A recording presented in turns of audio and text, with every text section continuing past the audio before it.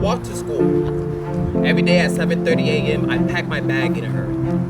I walked the same path, always remembering my mother's orders to never deviate from the road leading straight to 801 Glenwood. Every day I followed that road, never unwavering from its path, until one day I saw Martin slouched on the corner of 801 Glenwood. I remember he had winter white hair that covered his aged eyes and matched his time-ravaged clothes. I remember he sat motionless on that corner with a desolate demeanor, a roadblock in my way.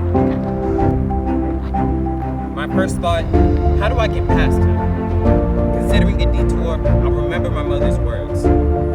So as instinct and sympathy wills, I took out of my pocket a worn dollar and in following my duty to that corner, stepped past Martin and completed the exchange. My payment, safe passage, and no regretting guilt.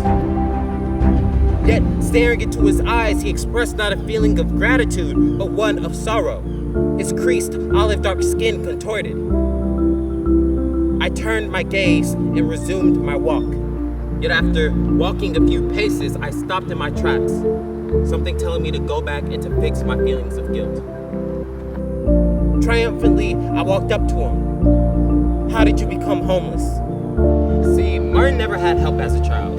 Coming from a disadvantaged family without a support system, dropped out of high school at the age of 17, finding it more productive to work a job to support his younger siblings than to continue in an education system that didn't believe in him.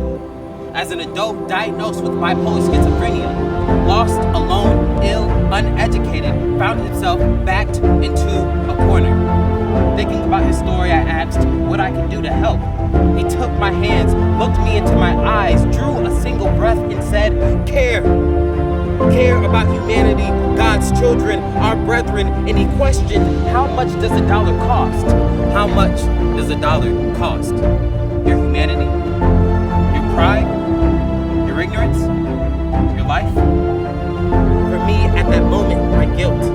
Discerning that our transfer of payment was never completed by the look that I held in my eyes and the sorrow that poured out of my heart, he handed me back my dollar.